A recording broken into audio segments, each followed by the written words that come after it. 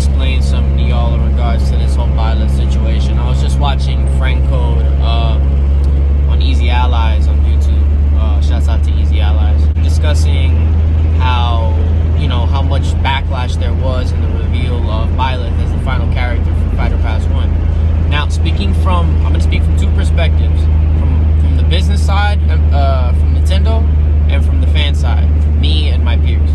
From the business side of Nintendo, I understand why they put them in the game. If you have massive success with a specific franchise or whatever you're putting out, then it makes sense to promote them in such a way, especially as a fighter, not just giving a lot of good nods to the indie community like Shovel Knight and Cuphead. To have them as a character really solidifies them in the history that Nintendo, wants to celebrate. That's all good and well. Now, from the consumer standpoint, I'm taking away all the biases that I have about Fire Emblem, right? Compared to the other choices, we look at the choices. We have Joker, we have Hero. Piranha Plant was the free one. That was a Nintendo character, right? Terry, and then the last one being Banjo, right? So look at all those characters, right?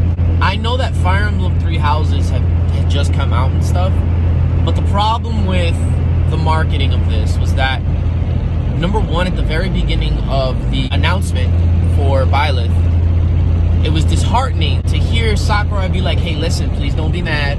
This is the choice. And I'm like, come on, like, what's going on? To end the Fighter's Pass on that particular character, I feel did not generate that hype factor that a lot of people were looking forward to in a guest character. Now, I think that they should have ended this off possibly with Banjo-Kazooie being the most hype of all of them. Now, I know not everyone knows who Banjo-Kazooie is, but they are much more of a hype, celebratory inclusion in the game than a Fire Emblem character would be to cap it off. The reason I say that is because that's a very new game, so it has no nostalgia factor yet. To include it, I totally understand, but not to cap off the Fighters Pass, especially going into Fighters Pass Volume 2. It doesn't sit well in a lot of people's stomachs, you know what I'm saying? I am very excited and happy that they're coming out with the second Fighters Pass with 6 characters, even though we already had 6 characters. People don't seem to realize that Piranha Plant was the first character.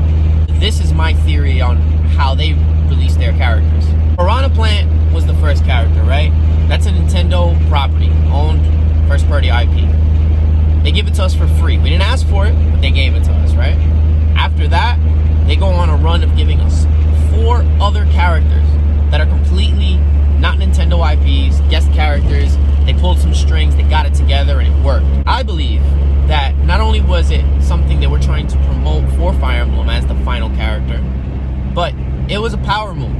Because if you think about it, on the bookends of that character pass, you have Piranha Plant and you have Byleth.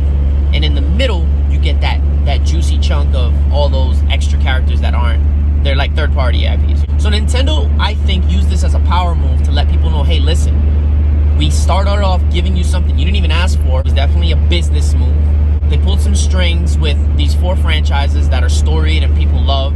Great inclusions overall, regardless of how you may feel. I think that was just a genius power move because they put the ball back in their court and they said, hey, listen, we're providing you with this amazing content and we just want to remind you guys who you got it from and that this is a business decision on our part to make us more money. Yes, it is for you, but it's more so for us. From a business perspective, I can respect that. But as a fan, it does leave me with a lot of disappointment. The one thing I will say is that they've already done amazing things with the first Fighter Pass. The second Fighter's Pass, to me, I have a deep premonition that it's going to be way more bonkers. And mind you, I was not swayed by any rumors of Dante or whatever. I stayed away from the rumors because, truth be told, and the whole Smash community needs to hear and see this, you guys feed way too much into these rumors, okay? The 12-year-olds to the 35-year-olds that play this game, we're not obligated to get anything.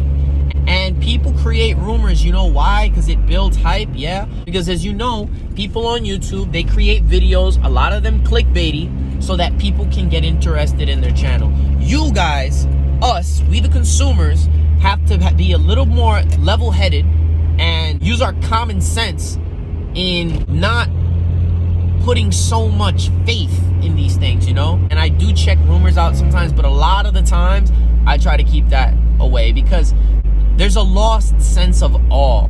People want things now. Like, people post videos about reactions now. We have so much access to now.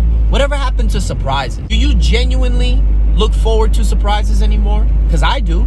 I don't like being spoiled. It ruins it. There's a feeling that you can't emulate that a surprise provides you. So why would you want that ruined? It opens up your endorphins. We live one life. There's so much for us to be excited about. I would just implore everybody watching this video right now to just maintain that sense of wonder, man, because you don't get that too many times in your life. It seems like you do, but you don't. And leading up to something is actually better than the product. Usually it is better than the product. The hype that builds up to something that you are unknowing of, you can't match up to that. And you can't sit here and tell me, oh no, the product's better. Because it's not. We are built to be excited and expecting things. That's why people are excited when a baby's born, before a baby's born. That's why people are excited to go to a baseball game. That's why people are excited when they buy their first game or their new game and boot it up. Keep yourself grounded.